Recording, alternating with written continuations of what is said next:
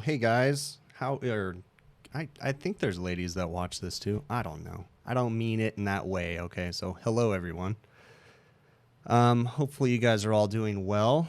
It was an interesting week last week for me, to say the least. That video that I released Saturday about the walk-in freezer debacle actually happened Friday night. I got that all edited and had it uploaded Saturday night. So that was a crazy end to my week last week, and it was definitely challenging. But anyways, we just move on, right? And we just kind of roll with the punches and deal with it.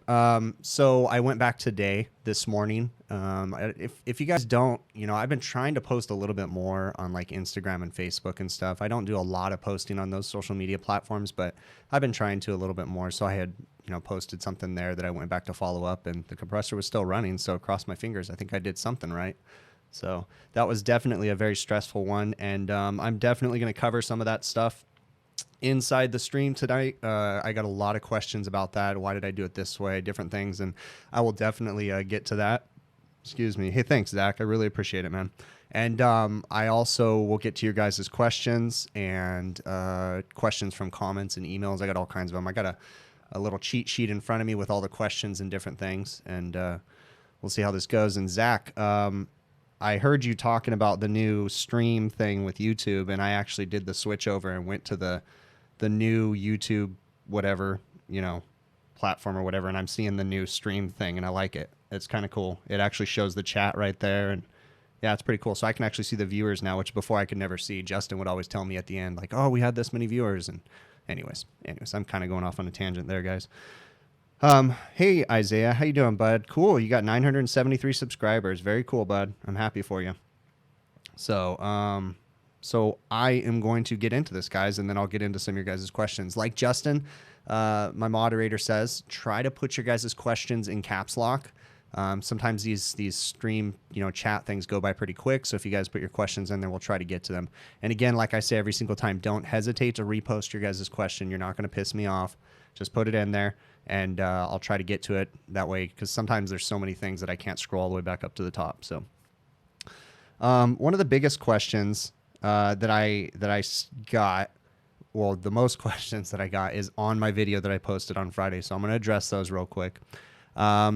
So that particular one, let's do a little recap. Okay, we had a service call about 3 weeks ago. One of our other service techs, Brian Summerall, thank you very much, man. I really appreciate that super chat. So about 3 weeks ago, we had a service call on this particular beer walk-in that I made the video on Friday. One of our techs, Alexander, appreciate it, man. One of our techs went out there, and the walk-in evaporator was iced up. This is the beer walk-in, and he jumped up in there, looked at the electrical section, and told me, hey, dude, everything in there's melted. It looks crazy.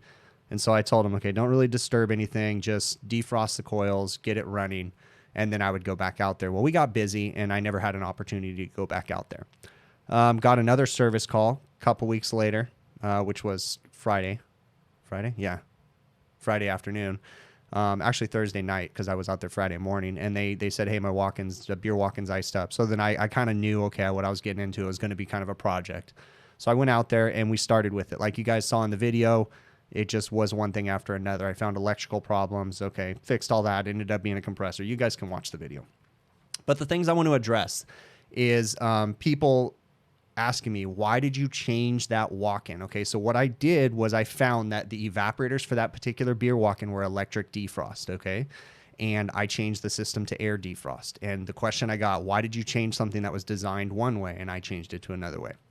Number one, I don't suggest that you guys do that unless you really, really know what you're doing and go through the steps that I did, okay? And I'm just going to address everything that I changed on that system right now. So I changed it to air defrost, and I changed the power heads on the expansion valves from a pressure limiting power head to a medium temperature power head, okay? But I need to stress that I never changed the coil temperature, okay? That system was never a walk-in freezer. Again, my confusion was, why did they send electric defrost and put low temp power heads when they're not running that as a low temp unit? Okay, it does not have a low temp compressor, and I'm actually going to pull up the compressor documents to kind of show you guys my logic and why. So let me go ahead and move this over real quick. And I'm going to close this down. And what I'm going to do is I'm going to share my screen, and I'm looking at the Copeland mobile app for desktop, and I'm going to show you guys how this works. Okay. So you can use this on your phones or you can use this on your computer. I happen to pull it up on my phone that day. So I'm going to open up my display capture, turn that off, and I'm going to share my screen. Okay. So this is the compressor that I had in that system. So you see over here on the left, it's a ZB30 KCE. And I went to the performance information. Josh Hurd, I really appreciate it, man. So I went to the performance information in the Copeland mobile app, and this is the compressor, okay? It can be used as in two ways. It can be used with an evaporator temperature of 20 degrees, and it can be used with an evaporator temperature of 45 degrees. And you can go in between those two, too. Our particular system is set up as a beer walk-in, and they keep bottled beers and they keep some other liquids inside of there. And that means that we can't get below 32 degrees inside that box. In fact, we really don't want to get to 32 degrees. We typically want to keep the temp about 35 degrees, so that way we have no chance of overshooting and freezing the product in the box. But I want to stress that before I changed the power heads and before I took out the electric defrost, I made sure that we weren't running this as a freezer, okay? So you can see that I didn't change anything that was going to hurt the system when I changed the power heads from a low temp pressure limiting power head. Okay. And the reason why they use the low temp pressure limiting power heads, I'm going to go ahead and pop off of this screen right here. Let's see if I can figure out how to do this. There's that. And let me go ahead and transition that back over. All right. So the reason why they used a low temp pressure limiting power head on that system was actually because they were using electric defrost on a medium temperature walk-in. So they knew that the defrost heaters, when they energized, were going to bring that coil temperature up significantly because it wasn't a low temp coil. So they were only operating that coil at a minimum of 20 degrees evaporator coil temperature. And so when they run the electric defrost, the temperature of that coil might come up to 45, 50 degrees. And then if it comes out of defrost, they might have a heavy load on that evaporator and slug the compressor with liquid refrigerant because the expansion valves flood, or not liquid refrigerant, but overload the compressor with suction gas, I should say, okay? So they put those pressure limiting power heads on there because of that. Still not a fan, okay? I still don't like what they did, but that was their logic. At least that's the way I can rationalize it in my head, why they would put low temp pressure limiting power heads. I still don't even understand the low temp part, because again, they aren't operating that as a low temp evaporator coil, okay? Now, I may not have expressed this all in the video, but this is all the stuff that goes through my head. My head is just like a freaking web of madness when I'm working, and I don't know if it comes across when I'm filming, but there's a lot of stuff going on and it's just running through my head. And sometimes people, like, they'll be working with me and they'll say, "Hey, let's do it this way," and I'm thinking no. And they say, "Well, why not?" Which I don't mind if people ask me why not. I try to explain it to them, but sometimes I just can't think. Like, I know we can't do it that way, but I quite can't come up with the answer right now. But just trust me, let's do it my way, okay? Because I think things through and then I put them in the back of my head and then keep moving on, but I have a reason, So anyways, I'm going off on a tangent there. But so I changed the system over, put the regular power heads on there because I noticed that we were running really low suction pressure, but the power heads weren't the only problem. I also found that that strainer on that TXV was plugged up too. And that was definitely an issue causing some low suction pressure. And the strainer being dirty is just because of poor refrigeration practices by the previous contractor. And this particular customer, I took over a bunch of new restaurants with this customer about a year and a half, maybe a year ago. And I've gotten a lot of video content because it's been a mess of converting systems and fixing things and, putting them back up to factory specs. And there's still stuff that I'm finding. It's kind of a mess. So that was one of the biggest questions I got was, why did I change it to a medium temp power head? I'm going to overload the compressor. No, I'm not, because the compressor is a medium temp compressor. That was the confusion that I had.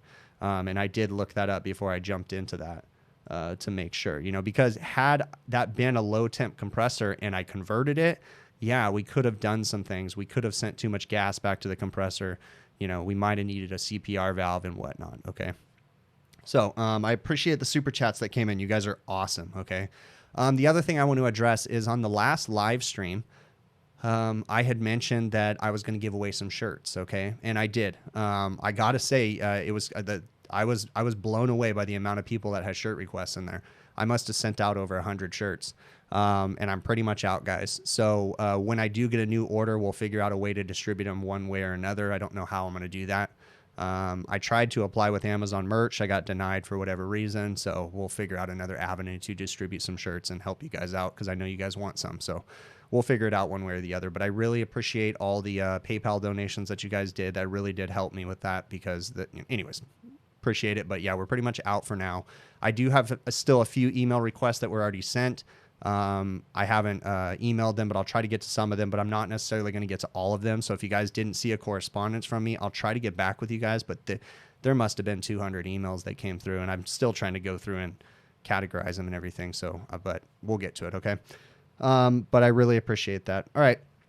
So the question I see in the chat right now is Frank Bradley asked me, what do I generally like to see for superheat on a walk-in freezer running 404A? So the refrigerant really doesn't matter as far as the superheat goes, okay, because we're going to try to get the most use out of that evaporator coil. So the lower the superheat, the more efficient that evaporator coil is. So typically on a walk-in freezer, if it was, the average, there's all kinds of variables in this, but the average superheat you're going to see on a walk-in freezer is about 6 to 8 degrees of evaporator superheat is what you're going to want to see. Now, depending on the system, we may be able to run it colder. If it has an electronic expansion valve, we can probably run it a little bit colder. Something to remember, when we have a superheat target, general rule of thumb, on a walk-in freezer, 6 to 8 degrees.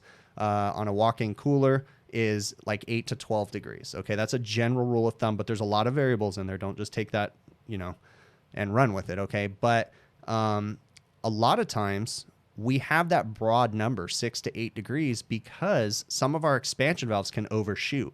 So we tend to say, hey, we don't want to go any lower than 6, because sometimes when we get down to 6 degrees superheat, that valve might actually be opening and closing, and we might get down to 4 degrees. We might get up to 8 degrees.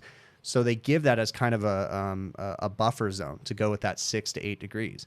When we have electronic expansion valves, we actually have a tighter control of our superheat, and we can tend to run them a lot lower and be able to control it and not worry about overshoot as much, and then not worry about our compressor as much. So I've noticed a trend of manufacturers running with really low, let's say 4 degrees superheat with an electronic expansion valve, or 6 degrees right on the money, and they never really moves up and down very much, okay, because the electronic expansion valves are so great in controlling their range. The downside to the electronic expansion valves is we as technicians tend to be a little sloppy and don't follow proper refrigeration practices. So in my opinion, a lot of people complain about the electronic expansion valves because, that's weird.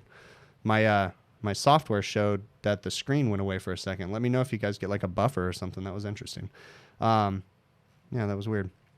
Anyways, so yeah, I tend to notice a lot of problems, people complaining about the electronic expansion valves because of poor refrigeration practices, people not pulling proper vacuums, people not purging with nitrogen, when they're brazing and different things like that. So, all right, let's see what else we got going on here. Yeah, watch out. That Nightbot's going to get you guys. So he's being kind of like a little ass today. So, all right. So I got that one. Let's see what else we got in here. Your video's not... Yeah, I don't know if I like this because I'm getting more warnings on this stream right now, and I don't know if they're actual warnings or what. So,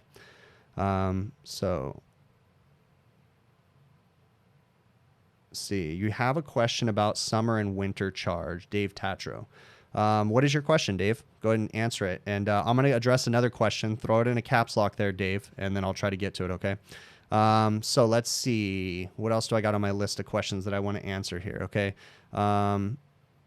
Okay, so I had another good question too. So the person emailed me and they said, hey, when I found that the expansion valves on that beer walk-in weren't working properly, he asked me, why didn't I change the whole valve and why did I just change the power head, okay?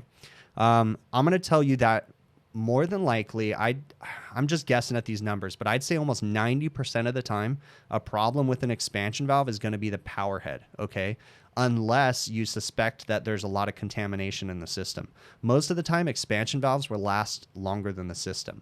And if there's a strainer in the valve, it'll usually catch stuff. So majority of the problems that I run into with expansion valves are typically power head related. And a lot of times in refrigeration, we can just change a power head really quick and our valve will be working fine. Okay, clean the strainer, change the power head and move on. I'll give you another tip too. I've done this before. If you suspect that there's something wrong with the spring or the pin or something in the expansion valve, you know, depending on your situations, if you can find the exact same valve, you can actually just change the guts. If it's like if you need a hot work permit or something like that and you can't do it, you can actually just change the guts of that valve. Just make sure you assemble it back together correctly and torque everything down. You could pull the whole insides out and put everything back together and, you know, move on. So that's another tip too, if you guys wanted to. I've done that before in weird systems, but majority of the time, the springs, they don't typically fail in the expansion valves, and the push pins and stuff, they don't usually fail unless they're gummed up with gunk or the valve is flooded with oil and, you know, weird things. For the most part, you can just change the power head and move on. So, so what effects have I found in the field from previous techs not flowing nitrogen? So one time I was, this was a little bit big for my britches as far as work goes, but I used to do a lot of warranty work for Hvacr manufacturing here in Southern California, because they used to be located here in Southern California. So anyways, I was sent out to a big university in my area, and they had a giant rack on the roof that was a little bit beyond my comfort zone of being able to work on. It had a bunch of parallel compressors inside of it. And it was just kind of like a little intimidating, and it had a Dixel rack controller, and it was kind of like, whoa, I've never worked on anything. Anyway, so I was there to work on a little reach-in for Hvacr, and so I went downstairs, and the expansion valve wasn't working properly. So I condemned the expansion valve, and in that situation, I believe I tried to change the power head, and it didn't fix it, so I went ahead and changed the valve. Okay, moved on. Went upstairs to go change the dryer, and found that this had core dryers. There was no dryers in the system, and on top of that, inside the core shell I could pull handfuls of soot, okay, and carbon flakes out of the core dryer shell, but there was no core dryer in there. And I ended up getting cores, putting them in that system, and ended up having to go back out a week later. Same problem. Expansion valve failed again. Okay, this time I went up to my cores. They were plugged with crap. Okay, so pulled the cores out again, changed the expansion valve again, put new cores in there. I went out again, changed another expansion valve. So there's 3 or 4 times I went out and changed expansion valves on their little reach-in, because the previous company that was doing the installation did not flow nitrogen in that system. Now, let me explain something. I'm not going to lie to you guys and say that I've flowed nitrogen on every single system that I braze. No, I would say that I flow nitrogen probably on maybe 45 to 50% of the systems that I braze on. So I am not a perfect tech, okay? I don't do it all the time. But there's a time and place when you know you need to do it. And when you're doing a big system like that rack system that had, they must have had probably 30 cases on that thing. It was huge, okay? There was walk-ins on it, all kinds of stuff, and it was everything. And another thing too, they did a really bad job because they didn't install isolation valves. So in order to change those cores and enable to change the expansion valve, the first time I had to pump down the entire system. So that was like 3 walk-ins, a bunch of reach-ins, cases, different things. And then I installed isolation valves on my equipment that I was working on. And then from that point forward, I could work on my equipment, but it was still a disaster. So anyways, I digress. So as far as that goes, Zach, that was probably the worst system. So, you know, that system had tons and tons of piping, and they were not brazing with nitrogen, and it was plugging everything up, and they didn't have a core shell in there. It was just a nightmare. So that the carbon flakes were just crazy in that system. So let's see what else we got going on in here.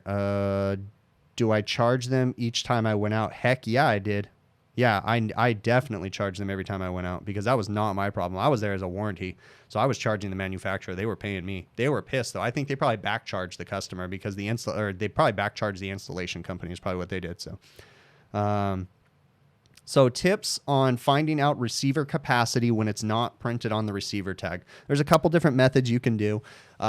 You can measure the receiver, and you can do an estimation based off of another receiver size if you can't get it. I'm sure that you can calculate the internal volume, but that's a little bit too much math for my head. So what I'll typically do is measure the receiver, the height, the width, and the depth, okay?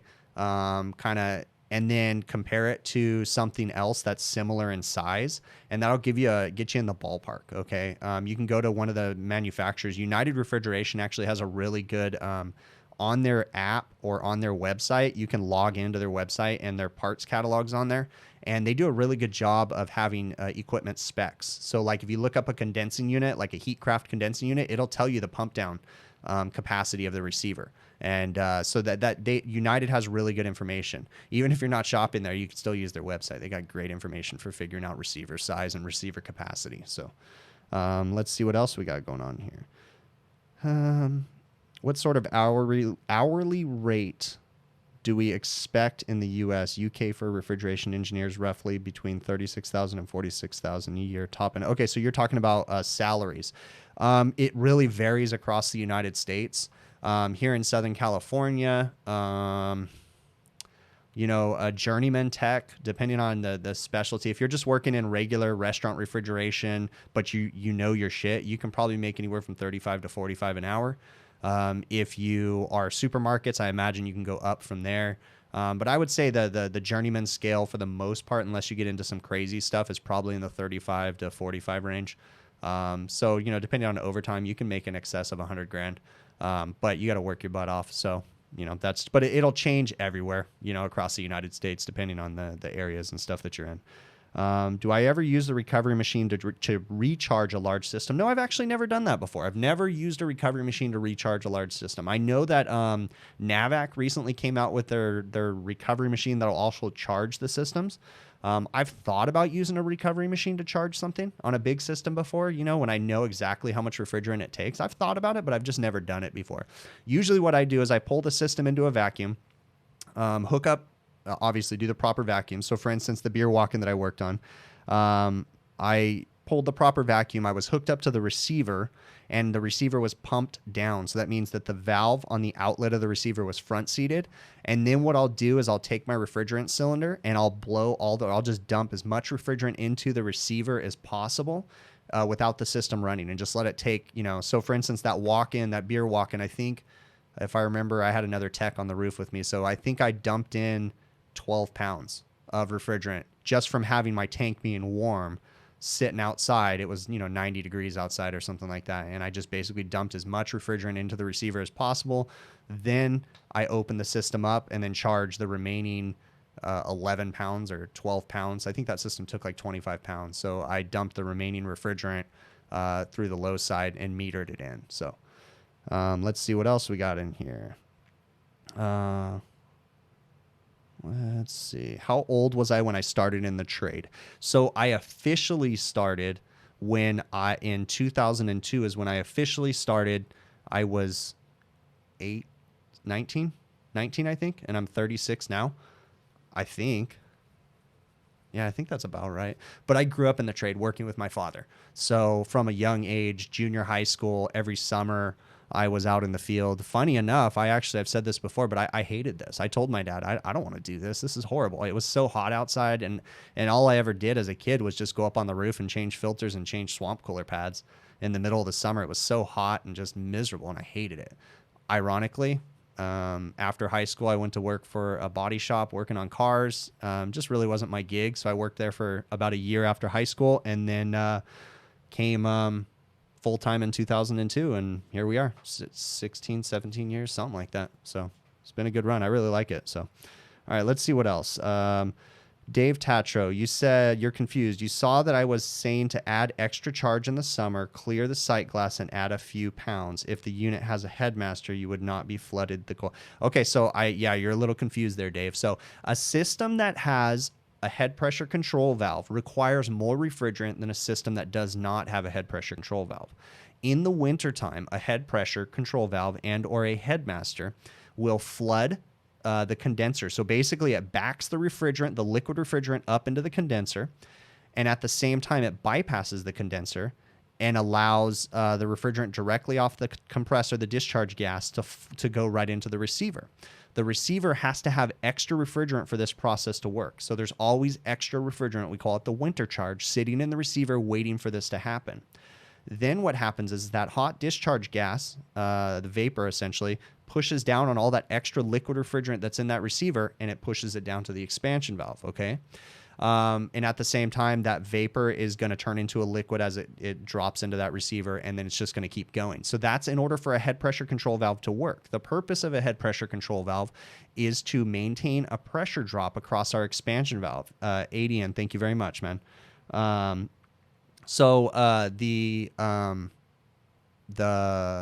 got distracted there.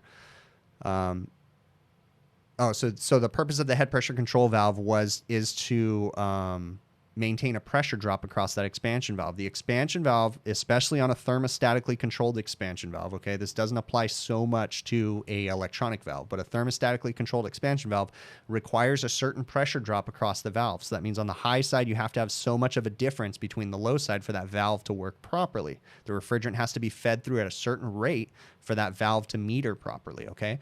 So the head pressure control valve is there to increase our head pressure and maintain a pressure drop. So if we have a system that has a head pressure control valve, we have to add extra refrigerant. We're not removing that refrigerant in the winter or the summer if the system was designed correctly. It just requires more refrigerant than a system that doesn't have a head pressure control valve. So hopefully that explains that a little bit more. And I have said that as we get a little bit closer to the fall, I will be doing some videos, and I already have some on my channel, but I'll be doing some new videos explaining head pressure control valves and their operation to get everybody ready for the winter time. So. Okay, so Ralph Halili asked if I've seen a lowboy two-door that doesn't have evap coil, the box walls freeze, and it has a little square fan in the middle. I've seen something like that before. I'm not a fan of those, like a static box. Yeah, I've seen some weird stuff. They never work right in a hot ambient. They never work right in a high-volume kitchen. So let's see what else. Okay, I'm going to go to a couple more of my questions here. And let's see. Okay, so I had a person email me, and he's a young guy coming into the trade, and he says he's having a hard time getting people to give him a chance, getting people to, and I'm kind of probably paraphrasing what he was asking me, but he's having a hard time getting people to give him an opportunity to come work for them and to learn. And I'm going to say that that is a very difficult thing because I bring people into my company too, and it's difficult to give someone a shot, because one thing you have to understand, and I'm going to talk as a business owner first, okay, is you have to understand that, okay, so if I bring an apprentice into my company and he's going to work with me, I'm going to dedicate time, my time, to teach him, okay? And especially if he's coming in as an apprentice and he's going to ride with me, I'm going to dedicate my time, and essentially I'm signing up to lose money on him for the most part, because there's going to be a payout at the end. If I train him properly, you know, yes, I may lose money for the 6 months or a year, whatever it is that he's riding around with me, but eventually he's going to be trained and ready to go make money for the company. So that's the business side. Okay. So we have to think about that. And when that also comes into play, we have to think, okay, is this person worth spending all that time and money on? So first impressions mean a lot, because when you walk in the door and say, hey, I need a job, my mom says I got to go to work, you know, I'm frustrated, but hey, can I come work with you? No, you can't, because you don't show drive. You don't show initiative. Now, I'm not saying that the person that asked me this question isn't showing drive or initiative. I'm just saying the things that we go through as a business. Okay. We're taking a gamble hiring someone and potentially losing money for 6 months to a year, whatever the apprenticeship is, to have the person walk out the door at the end of the, you know, in a year and say, oh yeah, I found someone that'll pay me $2 more an hour. Oh, that's great. Thanks a lot.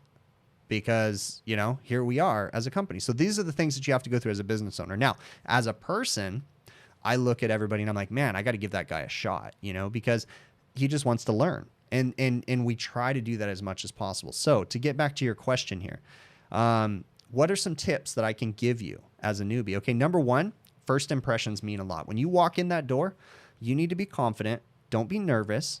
And if you don't know the answer to something, that's okay. Okay. Sometimes when people come into my office and we're going through an interview, I may ask them questions. Okay.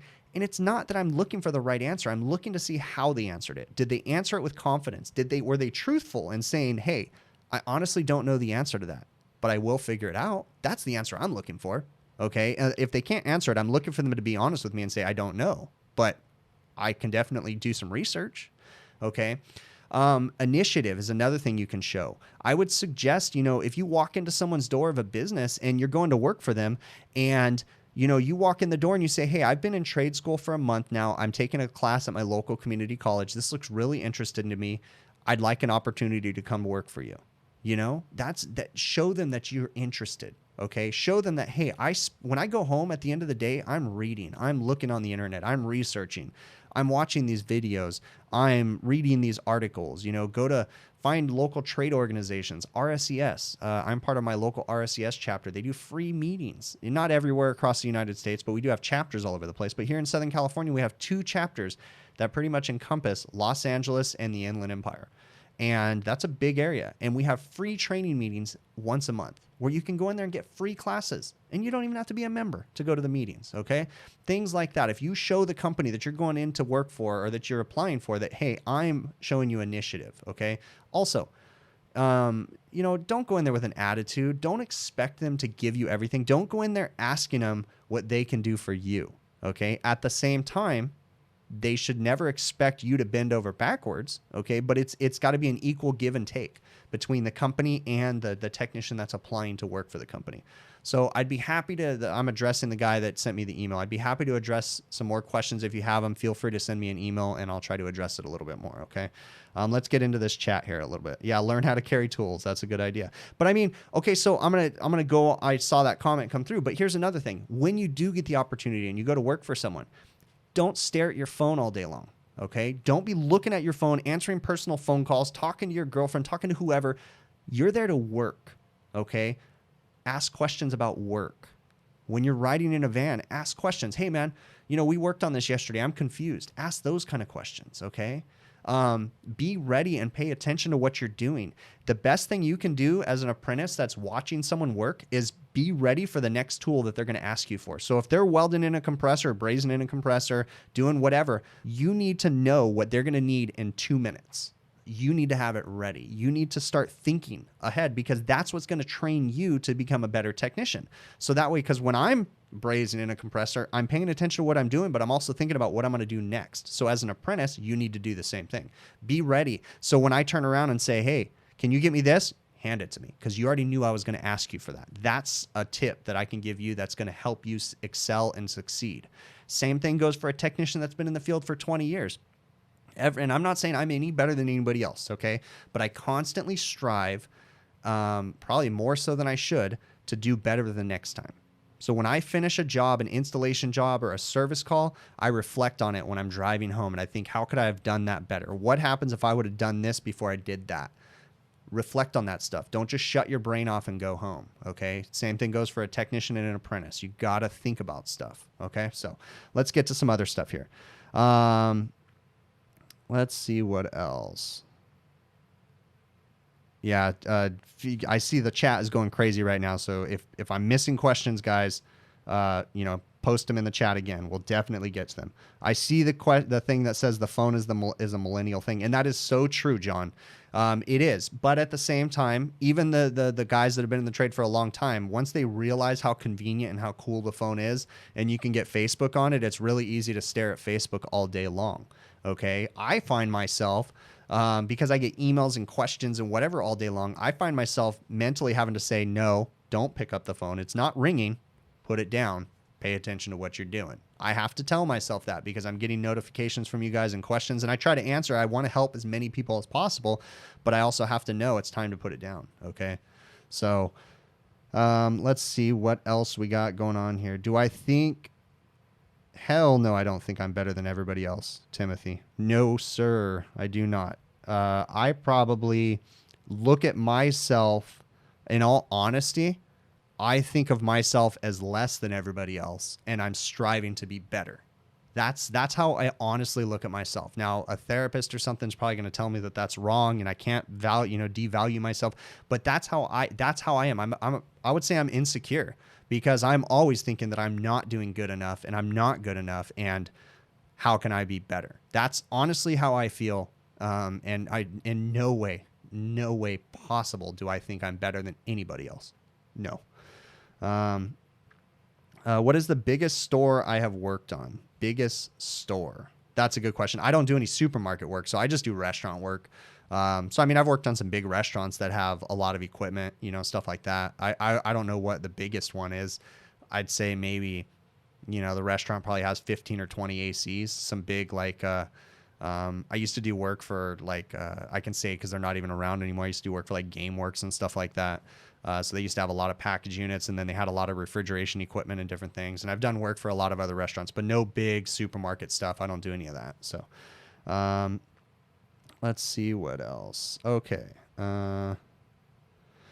All right, let me get to my questions here. Okay, really good question that I had and I wrote down was when I'm recovering the gas out of a system that has a known leak on it, and I know some of you guys are going to know the answer to this already, but the person had asked me, how do you make sure that you don't pull air into the recovered cylinder with refrigerant in it? And that's a really good question. So, and what we're getting at is we've got a system that has a refrigerant leak. Let's say it's on the low side of the system. It's got evaporator leaks, and we're going to change the evaporators. This goes with pumping the system down and or recovering the gas. What you simply do is you just recover to a very slight positive pressure. You make sure, if it's on the low side especially, that the system never goes into a vacuum on the low side. Recover to about 1 to 2 psi, and then you call it good if you're saving the refrigerant. Okay, if you're not saving the refrigerant, then go to town, let that thing pull down as far as possible. What you can also do is shut your recovery machine off for 10 minutes, leave all the valves open, let the pressures come up, turn it back on for a few minutes, pull it down to about 1 to 2 psi, turn it off again, let it come up, do it a couple times, and eventually it won't rise very much anymore, and you can't really do too much more than that. Okay, so let's see what else we got. Okay, so someone had asked me, oh no, this is another one. I wanted to address this. So one of the Facebook groups, this one got a lot of people pissed off and angry and whatever. Someone posted a picture. It was like a meme or something like that. And I just thought it was an interesting one to address. And it showed something of like your boss was out on the lake enjoying the day when you were working overtime. And it was like, implying that was a problem. I'm going to address this in two different ways, as a technician and as a business owner. Okay. So, bluntly, I'm going to say that what I do on my personal time is nobody else's business. That's how I'm going to say it as a business owner. Like, it really isn't any of your business. Now, the compassionate side of me is going to want to rationalize and explain it to people. Okay.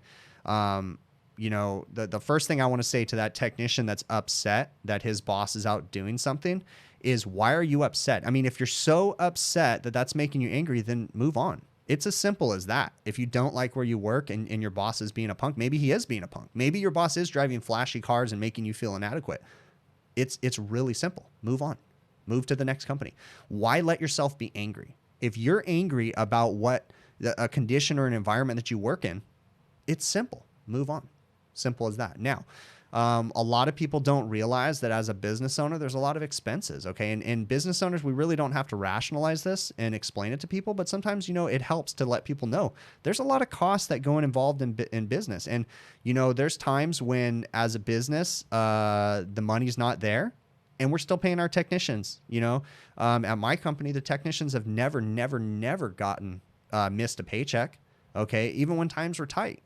We pull out of our personal accounts, and pay the technician. I'm not picking a side. I'm just explaining both sides. Okay. And I thought it was an interesting thing, but I really took I thought that was funny that the person posted that meme like he was angry that his boss was doing something. It's like, why does it even matter? It's as simple as move on. If you don't like it, move on to the next thing. Okay. That particular business, there's a lot of stuff that goes into a business and a lot of expenses. Okay. So it really I thought it was kind of funny. Now, as a service technician, sure, if I could imagine that I would be upset if I went to work for a company and every day the boss pulls up in a flashy car and maybe I wasn't making as much money or something like that, but do something to change your situation. That's how I would approach it as a service technician. Take the business ownership out of the picture. Is I would maybe go to the boss and say, hey, look, man, what do I got to do? How can I help the company so that way I can make more money? That's a great way. And that segues into another question. Someone had asked me recently too, what's a good way to ask for a raise? And that was exactly my response is, don't go in there and ask for more money.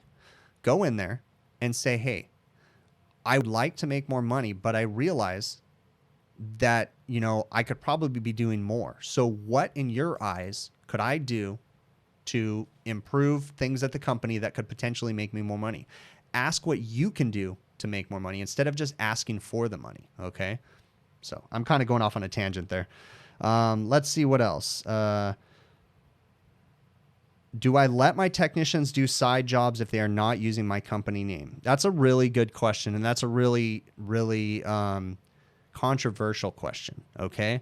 So, it's none of my business what a technician is doing on his own time.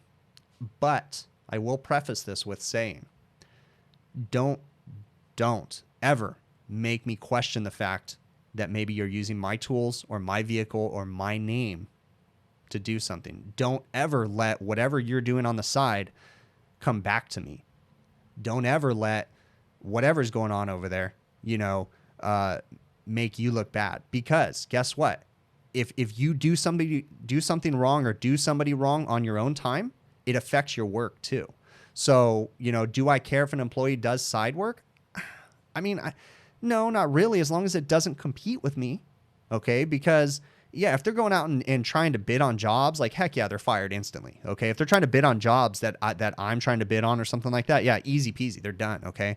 But I've in the past, I just asked the people to talk to us. Okay. Like, hey, sometimes I'll even let them use our tools or something like that. Okay. They call me and say, hey, I'm going over to my aunt's house. I got to change a package unit for my aunt. Would you mind if I took my van over there? I'm not going to say that I'm going to say yes every time or no every time, but I might even let them do that. It just depends on every situation. So that's kind of a hard question to answer, like, yes or no, because there's a lot of variables involved in it. But especially, when it comes to the reputation of the company and different things like that. So hopefully I answered that a little bit. All right, let's see what else we got going on here. I am going to go to my thing right here. So, oh, this is another good one too. I got this. This was from a couple weeks ago. One of my popular videos that I had where I changed a compressor on a small little 5-ton or 6-ton package unit. And, everybody's like, why did you fix that unit? You should have sold them a new one. Why did you? And I changed the compressor too because it was making a loud noise and the discharge line had rubbed out. And everybody was commenting saying, oh, that compressor was low on oil. You could have added oil and it would have been fine. That's great. I got to say, also, you guys have to understand that there's a lot of things that go into these videos that you guys don't see. Okay. And there's a lot of things that go into the call, I should say, that you guys don't see. I have to make sometimes an educated guess when it comes to a system. Okay. I walk up to a system and I know that that compressor has been running, loud for the last 2 PMs. And then now we have a refrigerant leak. Okay. So I chose to go ahead and replace the compressor and fix the leak, clean the condenser, and be done with the system. Sometimes you have to evaluate things. Yes, I might have been able to pour oil in that compressor and maybe it would have quieted down and maybe not be vibrating so much. Okay. I shouldn't say vibrating because the vibrating was a whole different thing, but maybe it would have quieted down. But at the same time, my customer, they don't want to spend money for no reason, but they also want it fixed the first time and they want to be done with it. So for me to go in there and say, hey, I could probably pour some oil in that compressor and then we'll see what happens. They don't want that. Okay. They just want it to be done and fixed. So in that situation, I had to make a decision like, hey, look, this system has a refrigerant leak. I know it's been making a loud noise for the last couple PMs. The compressor discharge line or the compressor itself was vibrating. So that to me on a carrier is a dead giveaway. And on the train units too. Train units, some of the scroll compressors have a problem with liquid or discharge lines cracking because of the way they pipe them and different things. But a lot of times it has to do with the compressor having something wrong inside of it causing the vibration. Okay. So in that situation, I decided to go ahead and change the compressor because I knew from experience that, hey, this is going to become a problem. I just want to nip it in the butt. We'll change the compressor. The amount of time and labor involved in having to come back, recover all the gas, and still change the compressor after I spent all this time on it probably would have exceeded the cost of the compressor. So it's easier just to do it all at once and move on. So let's see what else. Do I use 3-phase monitors for correct rotation and phase failure? Paul Jameson. It just depends. I've used phase monitors in the past where I've had voltage problems.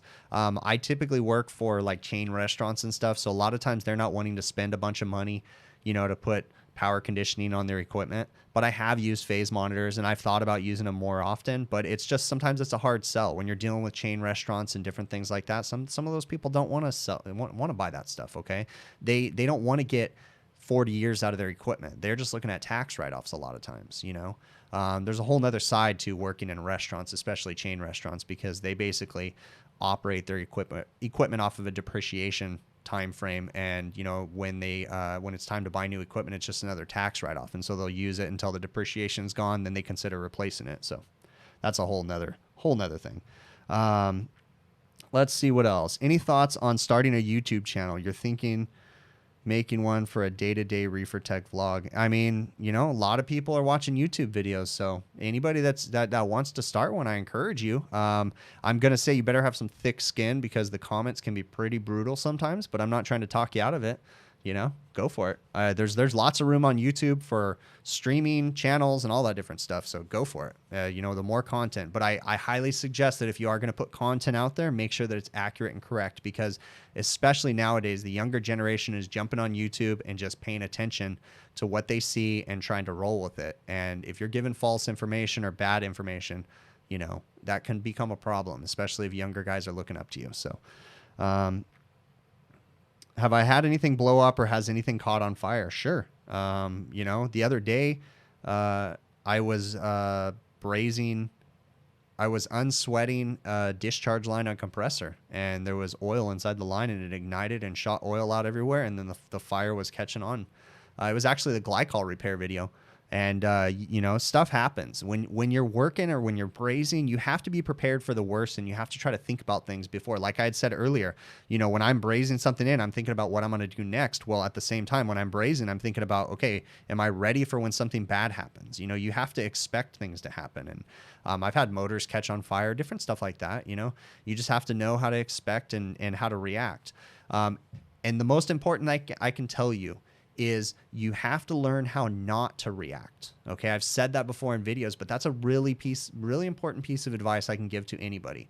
And I'm going to give you an example. Many years ago, my dad was working for whatever reason, he was brazing a 7/8 inch piece of copper, and it was vertical. Okay, so basically the copper pipe was going up and down, and he was brazing on the bottom or on the top or something like that. And it happens to the best of us. We make quick decisions, and sometimes they can turn out to be bad. So he was brazing on that piece of pipe, and he didn't have it properly supported, and the piece of pipe out the top dropped out of the coupling. The coupling got so hot that the solder liquefied and fell down, and it dropped out of the coupling. Out of instinct, he caught the pipe with his hand, okay? And burns all on the inside of his hand right there. And at the time, he was the only person working at the company, and he was supporting a family, and he had really, really bad burns. He had to go to the emergency room and get them all cleaned up. And, of course, they told him, hey, it's time to take some time off work. And he's like, I run a business. I can't take time off work. So he had to go to work, with the burnt hand. The reason why I bring that up, I've done stupid things like that too. We've all done it. But what you need to do is you need to learn how not to react in that situation. You need to be ready for that weird stuff to happen. Let's say you're brazing on something, or let's say you're sticking your hand in a condensing unit and you accidentally rub up against a discharge line on a really hot day, and it burns your arm, and you jerk your arm out and you shove it in the condenser fan blade. Oh shit, what just happened? It's things like that. You have to learn how not to react. When you're brazing on things and a piece of hot solder drops on your arm, you have to learn how to just kind of let it go. Move your arm without waving your torch around. When something catches on fire, you have to learn how not to panic. You have to just react, be ready for those things, and be patient. And because, freaking out, flailing your arm around or whatever and sticking it in the condenser fan blade is worse than just getting a burn on your arm and just sucking it up and looking down and going, what do I need to do to correct this? Okay. And you can apply that to a lot of things, but all right, let's see what else we got here. Glasses and gloves. Good idea. So, and glasses and gloves are great. I honestly probably don't practice the proper practices of glasses and gloves all the time. Honestly, I'm not a fan of wearing gloves when I'm brazing. That's a personal choice. I don't suggest anybody else do that. That's just how I roll. It's hard for me to be brazing with gloves on. So, I prefer not to, but in certain situations, I may make a better decision or do something differently. It is what it is. So, let's see what else. What is my opinion on, I don't even know what the heck that is, dude. DM Locksmith.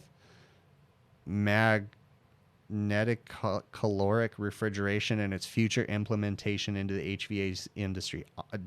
DM Locksmith, dude, you blew my mind with that word. I don't even know what that word is.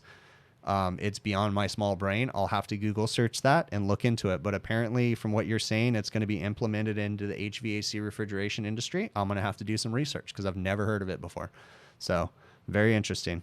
Let's see what looks at what else. An ounce of prevention is worth a pound of cure. That is totally true. Okay, so other questions that I have on here. Let's see.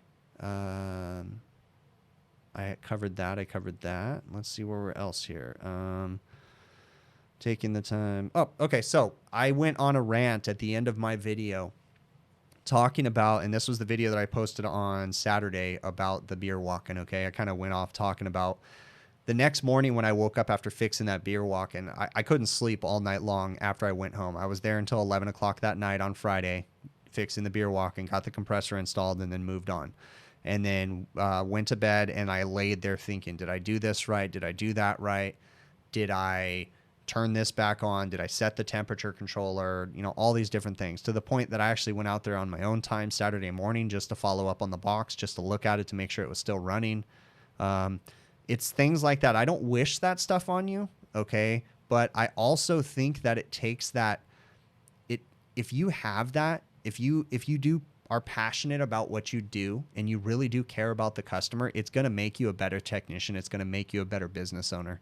I'm not saying that that's 100% the right way to do things, okay? But I do stress about things. When I think about the bill, when I think about how much time I have involved in it, I question, did I take too much time? And I will oftentimes look back and say, hey, I had someone else working with me. I don't think it's justified that I bill for all of his time. I'm going to take off half his time, you know, because he realistically only did this for me. And then other times he was standing there watching me. So it's not fair.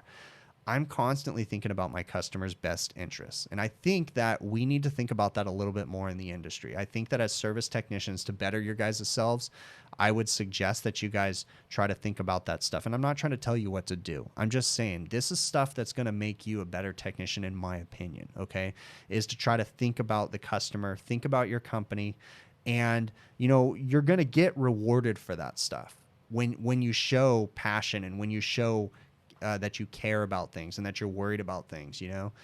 Jokingly, tell your boss, you know, the next morning, you know, he may not send you back out there. You may not go back out there, but tell him Monday morning, say, hey, you know what? I just got to tell you, dude, I was so worried about that system. I could not sleep all night long thinking I did something wrong. Just letting your boss know that you actually care goes a mile with him, because I guarantee he's probably sitting there thinking the same thing after you left. Did he do this? Did he do that? Did he check this? Did he check that? So just the fact that you're worried about it too and you express that to him, I think is really going to help to help him to understand that you are passionate about what you're doing too.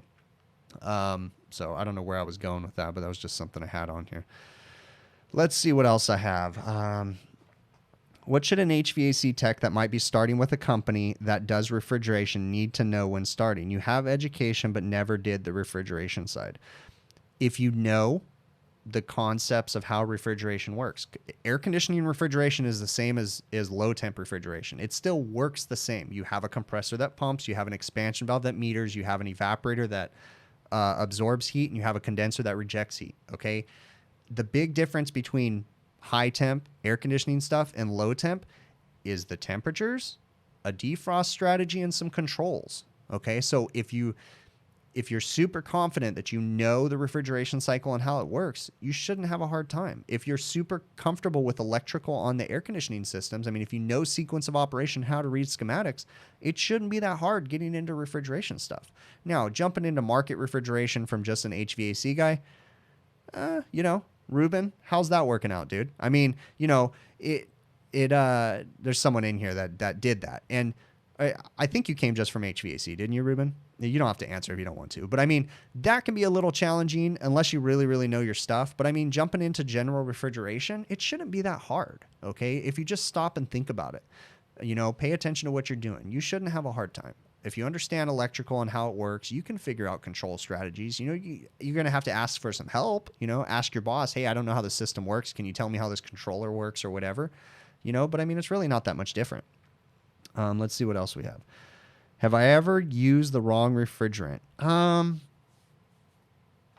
not, I don't remember doing it, but I'm sure it's happened. I'm sure I've put R12 in an R22 system or something like that. I haven't done it with 410 or 22, but back in the day when when I was coming up in the trade, junior high school time, and then especially when I went full time in 2002, we still had a lot of R12 stuff. So I'm sure there was an instance where I put the wrong refrigerant in a system.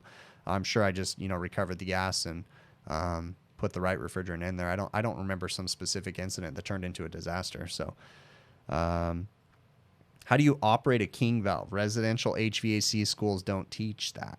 A King valve is really just a three-way valve, really. I mean, if you think about it, it's a three-position valve. It's either back-seated, front-seated, or mid-seated. So I'll try to do a video explaining that a little bit more. It's going to be kind of hard to describe the valve on a live stream where I really don't have visuals to show people. But a King valve really only has three positions. Now, understand something. I mean, I'm not trying to kill you here, but a King valve actually is only located on the system that has a receiver, and it's on the outlet of the receiver because it controls the system, okay? A Queen valve would be on the inlet of the receiver, and then a service valve would be anywhere else in the system, on the discharge service valve or a suction service valve. But a King valve actually is on the outlet of the receiver, and a Queen valve is on the inlet of the receiver. It's very rare that you see Queen valves on light commercial refrigeration. You will see them in the supermarket side of things, but not very often on the light commercial stuff. But again, that's semantics. I mean, I understand what you were asking with the King valve. So let's see what else we got. Solenoid. Okay, so solenoid wiring, purpose and refrigeration on an evaporator. So I had a question in how to wire a solenoid valve into a walk-in cooler using a key to when you're using a key to therm temperature controller, and then how the pressure controls are integrated into the system. So what we're talking about, and this is just a general medium temperature system that has a pump down circuit. Okay, so we're going to assume it's a pump down system. So what we're going to do is the liquid line solenoid valve is typically going to control your system, and the liquid line solenoid valve is going to be controlled by your temperature controller. So majority of the time, the temperature controller power will have a set of contacts on it, and those contacts will turn the liquid line solenoid valve on and off. So the typical operation for a system that has satisfied is when the liquid line solenoid valve is off, the valve will close, okay? And then the compressor will continue to run, and it pumps and it pumps and it pumps. But guess what? Since that liquid line solenoid valve has closed, eventually the suction side is going to run out of refrigerant, okay? And when it runs out of refrigerant, the low pressure control will turn the compressor off. So oftentimes the low pressure control and the high pressure control will be wired in series, and they will control the coil voltage of the compressor contactor. So on a typical walk-in cooler, there probably won't be any communication as far as electrically goes between the condensing unit and the evaporator. And a lot of times you'll just have a temperature controller mounted down in your evaporator that controls a solenoid valve downstairs. And the only connection between the condensing unit and the evaporator is the piping in between. And then the solenoid valve is controlled by your temperature controller. So if I was wiring a walk-in cooler that had a key to therm temperature controller, I would simply wire the solenoid valve into the key to therm temperature controller's contacts and close the solenoid valve when the system satisfies or reaches the proper temperature, and then open the solenoid valve when the system gets above the cut-in temperature, and then it turns the system on, and then it runs, and then it's just a vicious cycle over and over and over again. So hopefully that answers your question a little bit. Let's see what else we got. You worked on a resi system that had 2 queen valves instead of a regular service valves today. I don't know if you're joking on that, or if you're making a comment, or if you're serious. I kind of think you're joking, but answer me that one. So, where are my R290 videos, and what am I stocking for repairs?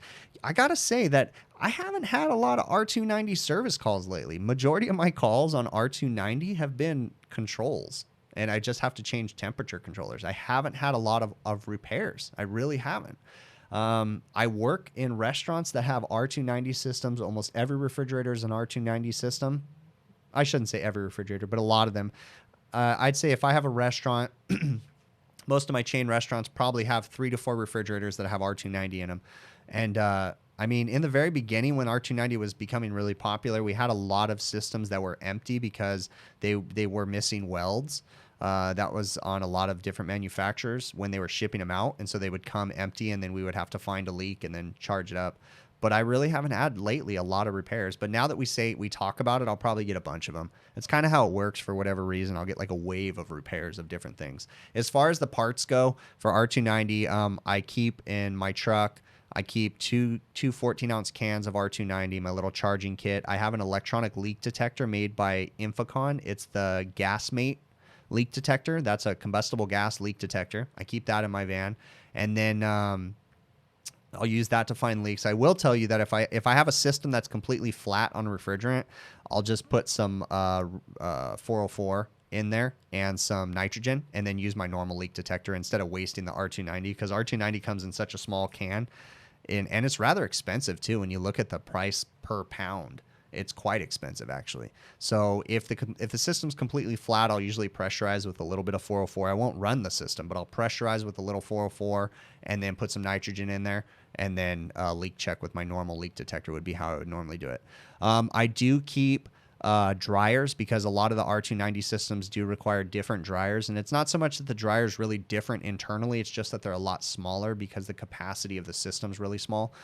So I keep some OEM specific. I work on a lot of Delfield equipment, so I keep some OEM specific dryers for Delfield's R290 systems in my truck. But I really haven't, like I said, I haven't done an R290 repair in probably 6 months. Even though they're all out there, we change controls on them all the time, temperature controllers and whatever. And a lot of times it's just user error because the customers get them wet or something. So let's see what else we got here.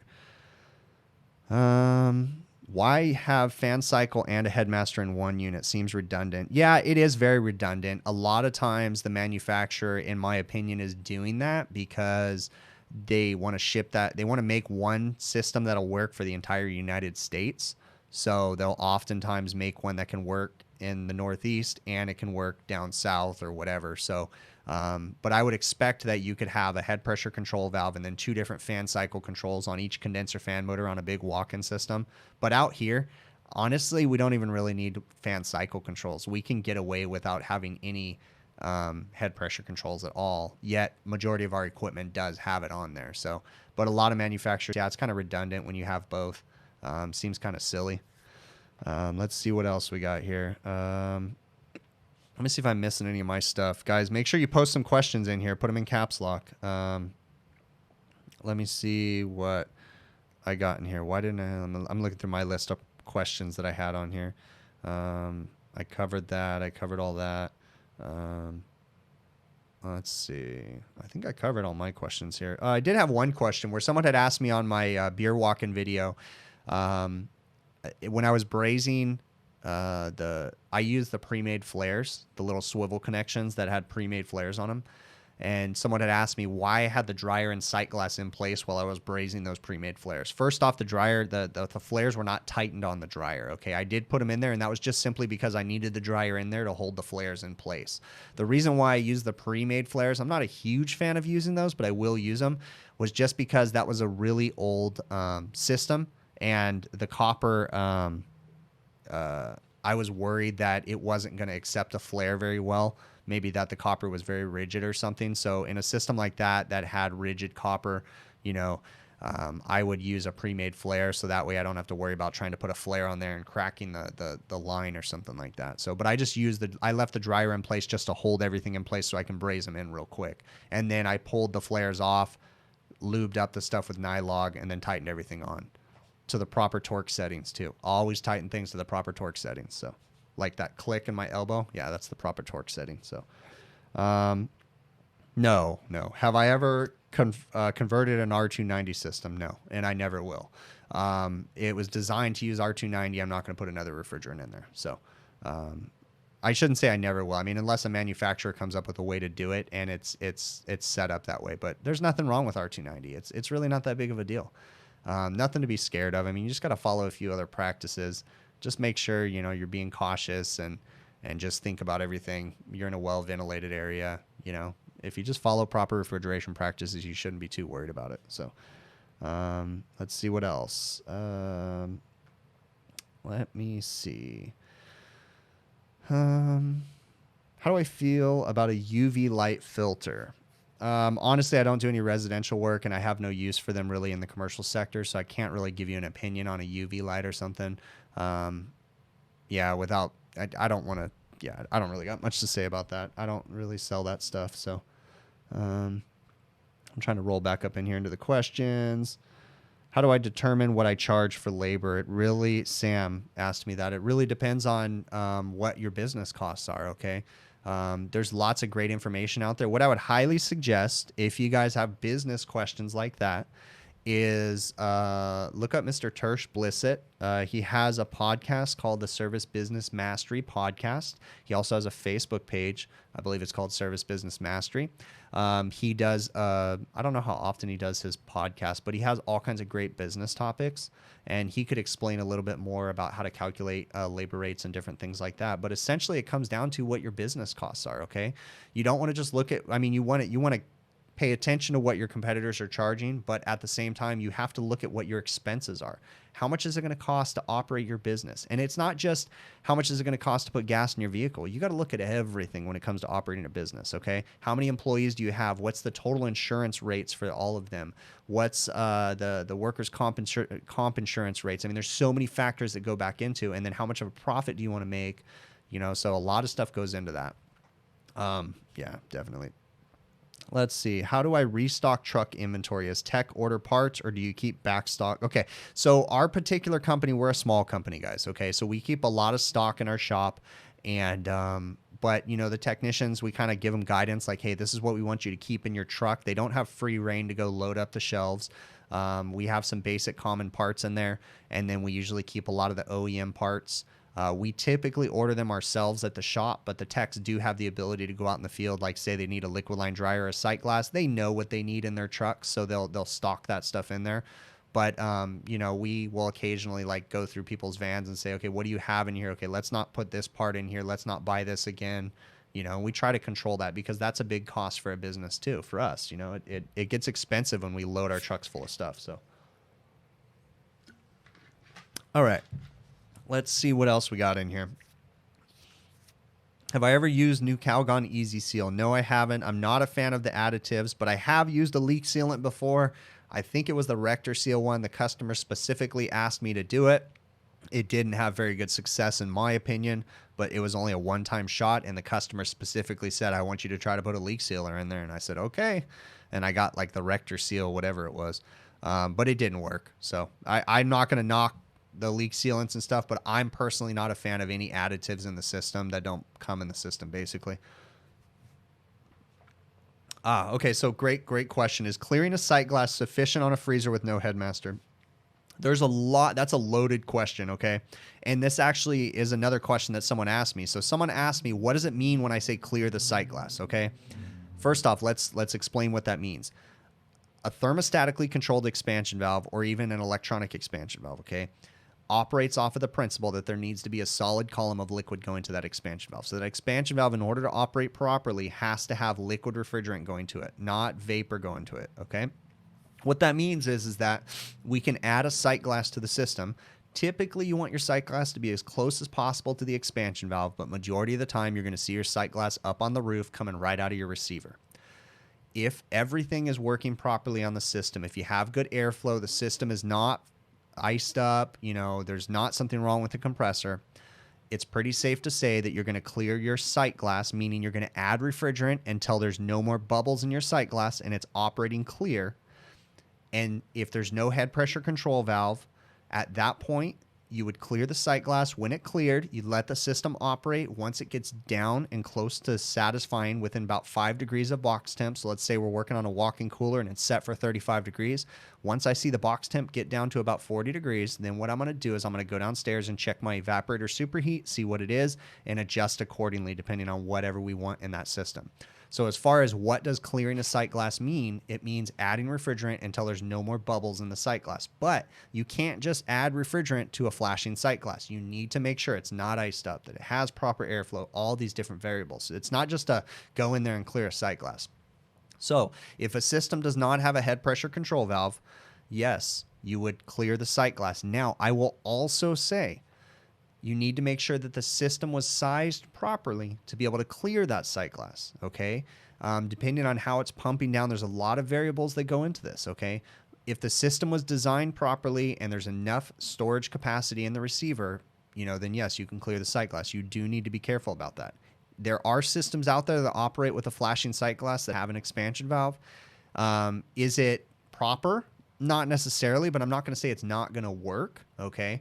But you just need to pay attention. You can't just go in there and add gas and move on. You need to make sure that the system's going to pump down, that it was designed properly, okay? So hopefully that answers that. Let's see. How far have I ran control wire from an RTU without a voltage drop? That's a really good question, Shane. I don't know. I can picture some systems where we did really long runs, but I don't remember how far they were.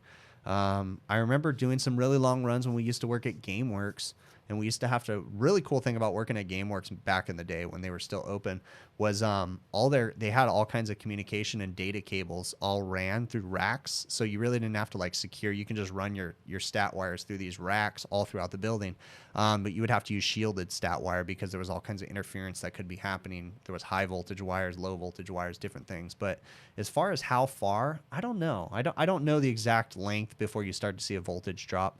That's a good question, though, so I'll think about that. Let's see what else we got. How do you schedule and keep the day balanced? Same day service, PM only tech. So we're a small company. We've only got four trucks out there. Four trucks, I think. Myself. Wait. Yeah, we've only got four trucks in the field right now. 5 techs working with me because I have an apprentice, but 4 trucks in the field. So as far as our day goes, how we schedule it, we kind of have a general idea like what we're going to do the next day, but we always know that there's going to be emergency calls that come in, so plans have to change. So we do have a few PMs. We don't have a lot of preventative maintenances anymore because most of the commercial restaurants don't want to do them. So we do have one guy that I would say is our PM tech. He doesn't really do service as much. So, you know, he is kind of our PM tech, and then he'll be a parts driver and go do installs and different things like that with us. And we have essentially 3 techs that are dedicated to service calls all day long. So we'll prioritize our calls. We really don't schedule things very, very far ahead unless it's like a big construction job or a crane lift or something like that. Everything changes every single day, so we really don't get too set on things. For instance, like tomorrow, I'm going to be changing a compressor on a walk-in cooler. And, you know, majority of our guys are going to be out in an area where I don't want all of us to be because it's going to be about 2 hours away from the shop. And I think we're only going to leave 1 tech out in our area, which can be kind of crappy because we're in a heat wave right now and we're probably going to get bombarded with calls. But, you know, you got to do what you got to do, especially when you're small. It's kind of hard. So let's see what else. Yeah, I really appreciate the thumbs up on the videos, guys, if you could. Let's see what else. Do I have any affiliation with the YouTube channel Technology Connections? No. Why? Why do you ask, DJ Subair? I do not have any affiliation with them. Don't even know anything about it. I'm kind of curious what you are asking me that for. Is there something I should be worried about? Let me put that in there. I have been getting a lot of emails lately from people wanting to take clips out of my videos and use them in theirs, which has been kind of weird. So, is it safe to pump down a unit that has a microchannel condenser? Hashim, it really depends on the particular system. I've heard a lot of the residential systems really don't like to be pumped down, so you need to be careful about it. The key to pumping down a system is having your gauges on the low side and the high side, so you can monitor what's going on in there. If you're pumping down a system without having your high side gauge on there, so you don't know what the head pressure is getting to, that's when you're going to run into problems. So the key is to making sure that you're monitoring everything in the system. I have refrigeration microchannel condensers that we pump down because they have a receiver and they're designed to be done that way. But on a residential system, I'd be very leery about pumping a system down if it has a microchannel condenser because I've heard of some horror stories about that. So, ever had a problem going from summer AC to winter heating with trash coming out of the vents? I don't know what you mean by that, Sarge. I don't know if that's how you pronounce your name. So let's see. Hot deck, cold deck package units anymore. Kevin Ralph, honestly, I don't know what a hot deck, cold deck package unit is. I may know what it is. Maybe I don't know that term, but I've never heard that term before. So maybe that's before me. Do I sub work if I'm too busy? No, we've never subbed work before. We just will say no to work or tell people to hold off. Again, we're a small company, so it's kind of hard. All right, let's see what else. How to stop liquid from getting to the compressor. That's a loaded question there, but that would be superheat too low, possibly, would be my assumption. How to stop liquid from getting to the compressor. So maybe we need to adjust our expansion valve. Maybe our expansion valve is bad. Maybe the system's iced up. Maybe there's no airflow, so we're flooding. I mean, that's so many variables that could cause liquid to go to your compressor. If you don't have the proper airflow and your expansion valve still metering the same amount of refrigerant, therefore the refrigerant's not evaporating in your evaporator, you might flood liquid back to your compressor. There's so many different things that can cause that. Let's see what else. I still don't even know what the term hot wall condenser, cold wall evaporator is. Guys, I may be dating myself here and making myself look like a young guy that doesn't understand things. Do all my techs quote from the field or all the office? No, our office quotes. My techs don't quote in the field. In the past, we used to have our techs do it, but these days, no. Things have changed so much. Our techs used to do so much.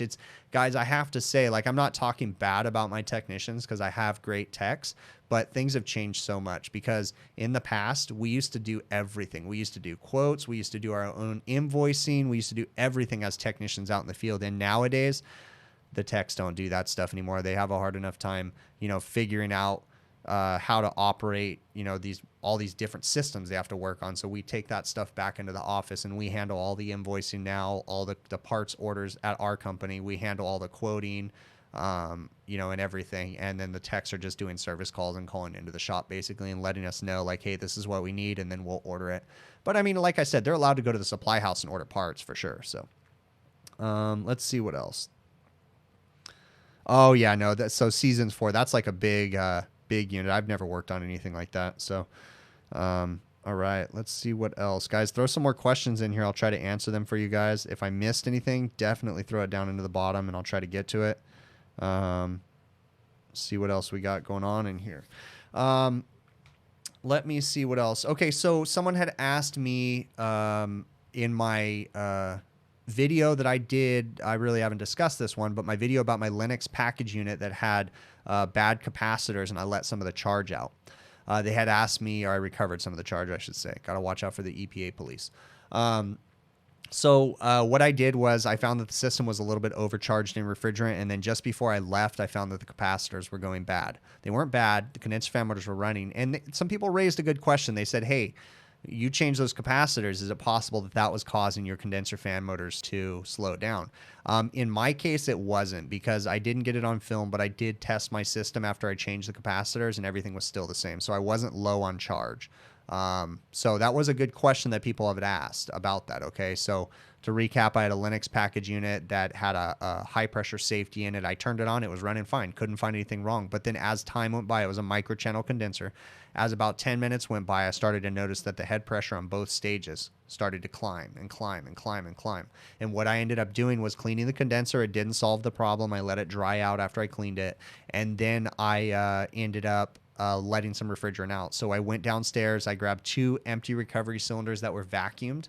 And then I just set them on there. And luckily, the system, I didn't need to drag my recovery machine up there because the system was only slightly overcharged. So I was able to blow some refrigerant in there very slowly and then watch the system. And as the pressure stabilized out, I was able to just take the cylinders downstairs and we dumped them off. But and then as I was all done with that, one last thing I wanted to check was I tested the capacitors and I found I think they were 10 microfarad capacitors, and I think they were running at like 6 or 7 microfarads. So I ended up changing those too. But no, after I did that, I did put my gauges back on there and it wasn't low on charge after I changed the capacitors. So what is the difference between the different refrigerants? What make each refrigerant different? J-Lo. Well, it just depends on what the refrigerant's controlling. So there's all kinds of different manufacturers of refrigerants. There's several different types that work better in low temperature situations and high temperature situations with different refrigerants, and they add different chemical compounds to each one of those refrigerants to try to make them work better. A lot of the refrigerants these days have hydrocarbon components put into them to help them work better with the different oils that we use. So yeah, that's about all I got to say about that. I do have... yeah, that's really all I got to say about that. All right, let's see what else. Gotta say hi to my wife. Right on. I was actually just talking to my wife yesterday because I've been getting a bunch of comments, and we'll do another one of our videos in our series about the HVAC, how we live the HVAC our life. So that'll be coming soon. So, let's see. Plug a toaster into. I don't know what that means. All right. That's too much work. I'm more of a do-it-yourself. I don't know what those. Yeah, I don't know I kind of getting the gist of a conversation in here. Be very, very careful about working on stuff. Prince Dizzy, I see that they're telling you to call a service company. You need to be very careful about some of the things you work on, man. Even I understand. I'm a do-it-myself kind of a guy too, and but you need to be careful. There's some things out there that can get you in trouble. So be very, very careful if you're trying to work on something and you're not a technician. There's a lot of factors in here, and you could really mess some stuff up. But I understand some people just want to do their own thing. So, hey, Chrissy, how you doing, man? All right. So throw some more questions in here, guys. I'm trying to go up here and see if I missed any. Have I ever converted any air-cooled ice machines over to water-cooled or vice versa? I've never done a conversion. I've worked on them, but I've never done a conversion from air-cooled to water-cooled. No, I haven't. We don't have a lot of water-cooled ice machines here in Southern California, but every once in a while when you go work for a hotel, you'll run into some water-cooled stuff just because they have so many different floors and they want to be discharging that heat onto the floors. But yeah, I've never done any conversions from air-cooled to water-cooled, no. Let's see what else. What we got in here. What can cause an ECM evaporator fan motor to run in the wrong direction? That's a really good question because if it's not a reversible motor, then there's probably some internals that are bad inside of there, I would assume. You know, I do have a reversible ECM. Wait, do I have a reversible ECM? I think there's a reversible ECM motor out there. I can't remember, though.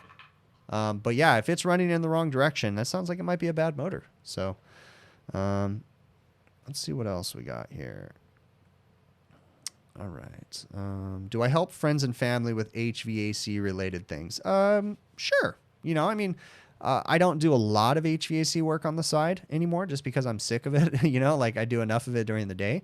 But yeah, I'll help friends and family occasionally, you know, my mom or something like that, you know. But they also know too that like, you know, if people want to ask me for help and I may offer to help someone, they also need to understand something. It doesn't happen in the summertime. If someone wants me to replace an air conditioner in their house, I don't do residential work. It's going to be at my time. There's not going to be any pressure, and I'm going to do it when I can. And I'll explain that to them in the beginning. Like, look, I don't mind helping you out. I don't mind giving you a good price. But at the same time, it's not going to be for free. I am going to make something off of it. And I'm not going to bend over backwards. You know, if you're in a rush because you didn't want to do this during the wintertime and now it's summertime, then I'm sorry. You got to call someone and have, you know, and deal with it. But yeah, I'll help someone occasionally, you know, do something, but not in the summertime for sure. So, all right, let's see what else. How much do I pay a good, hardworking apprentice? That's a good question. So, service techs here, apprentice might start anywhere from probably $16 to $18 an hour. 18's on the top end. They better be a damn good apprentice to be riding around with me for $18 an hour. But yeah, somewhere in the $16 range is what they're going to start at down here. But I mean, you got to be careful because here in Southern California, our minimum wage is pretty stupid high. I want to say, if depending on the size of your company, they have all kinds of different rules, but we're approaching $15 an hour pretty close, pretty soon for our minimum wage. So, you know, but you know, it just depends. I mean, if the apprentice is a really, really good go-getter and they've got a good education behind them, then, you know, we would consider paying more than $16 an hour. It just depends. So, it's hard to say though, because it really depends on the area you're in. So,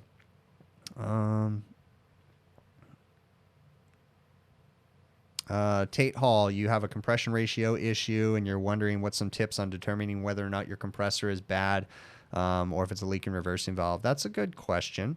If it was a leak and reversing valve, I would imagine that you'd be able to do some temperature checks. If you're worried about the compressor, there's a couple different things you can do depending on who the manufacturer of the compressor is. If it's a Copeland compressor, you got a good thing going because you can download the Copeland mobile app and you could input the information into the compressor. I'm actually going to show you right now because I'll screen share again real quick. Let me pop off of this, pull up my Copeland thing, and let's go to our screen share. And let me turn this off. Let me turn this on and transition over. So again, this is the Copeland mobile app that I showed at the beginning. You can download this on your phone for free. So if you're working with a Copeland compressor, you can go to the diagnostics section right here, and you could input some numbers. So let's say this compressor that I was working on, it wasn't an air conditioner, it's a cooler. Let's say I was running 55 PSI suction. My discharge pressure was 389. The current draw, I'm guessing, was 14 amps. And I'm going to calculate. It would tell me that, it gives you a percentage, basically, and says that I'm 25.9. So I'm over 25%. Over the rated amps of what that compressor should be running. So it's going to tell me that there's more than likely a problem with the compressor. And then you can troubleshoot, and it's going to tell you to check a couple different things. So the Copeland mobile app might be able to help you a little bit if you're working on a Copeland, and just do it that way. You can also, if it's a severely bad suction valve, you can do temperature checks, like just shut down the compressor, grab the suction line, and see if it gets hot. That's a really bad read where the discharge gas is leaking into it. Yeah, so hopefully that answers some of your question there, bud. Let's see what else we got here. How can I run a 2-stage compressor without a board? That's a really hard thing to do, a 2-stage compressor without a board. That sounds like a headache. I'd be really careful with that. Let's see. How do you test the service techs when a new hire? So as far as a new hire for me with a service tech, the test that I'm going to give them is going to be more of just a personality test. We're going to talk to them, see if they seem like a mechanical person. That's the office interview. Whenever we hire someone, we'll typically do a 1 or 2 ride-alongs also. So we'll schedule a time. I've done it the very first day that we're doing the interview, but oftentimes we'll schedule it. Hey, a week from now, get a day off and come ride with me for a day, and I'll pay them for the day. Pay them $20 an hour or something like that, and then and then they just ride with me, and then we just work together, and I'll let them put some gauges on the system, show me, how do you do this? What tools do you use to do this? And that kind of stuff. So it's more of a field interview. So my interview process is a 2-step. 1 time in the office, and then 1 time or 2 times in the field. And then we'll kind of evaluate, what their skills are and different things. So what is the worst case scenario adding 410 into an R22 system? You didn't do it, just curious. I would say that an R22 compressor isn't set up to handle the high pressures of 410A, so you're more than likely going to have compressor failure sooner than later. I mean, if we're talking just an ounce of 410, you need to recover the gas, but I mean, I don't think you're going to ruin the compressor with just a couple ounces of 410 or but I mean, it's, you're mixing the refrigerants. That compressor is not meant to pump R410A, so I'd be very careful about that. But as far as, I don't know the exact repercussions of it. I would just imagine that it would be a pressure issue more than anything.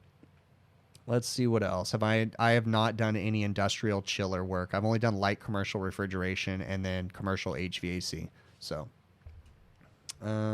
let's see. Do I think there should be more trade classes in high school? Yes, I do. And in fact, I have been really thinking about it lately, approaching my local school district and talking to them about trade classes. I want to use these videos and these live streams as an example of how we could be helping our younger generation and to get into these trades. And, one of the things, in my opinion, and this is not to get political, but I find that is going to be a hard sell on the schools, is the schools are all preaching college, college, college. And hey, college is great, but college wasn't for me. I wasn't a college kind of a guy. All right. So, and I never was going to be a college kind of a guy. There's some people that are made for college. There's some people that aren't. Unfortunately, what I find is most of the schools out there don't accept that and want to push everybody to college. You could probably get political and say that it's all kinds of higher education. I don't want to go down that route, but I do want to try to approach my local school district and see and talk to them about trying to get some trade classes into the high school. I do know that my local school district does have a night class, and like an adult education night class that does teach HVAC. I've heard good and bad things about it. So, I mean, I don't think it's the highest quality thing in the world, but I think that's a step in the right direction. When I was in high school, so I was in high school from 96 97, maybe 97 to 2001, or maybe I graduated in 2001, whatever that was. I had auto body class, so I was going to auto collision class, and I got a job at a body shop. So it was called a regional occupation program. So we had an ROP program where we got to do, but that was actually the county that did that, and they just operated on the school district's property and taught a class. But I think that was great because it allowed some of us guys that weren't able to do the college thing to get our hands dirty and work on cars. So that was really cool. I just wish we could do it on HVAC and electrician stuff and more construction trades. I think that would be a really good thing. Let's see what else we got here. Do I still have the same apprentice working for me? Yes, I do. Still the same apprentice working with me right now. So let's see what else we got, guys.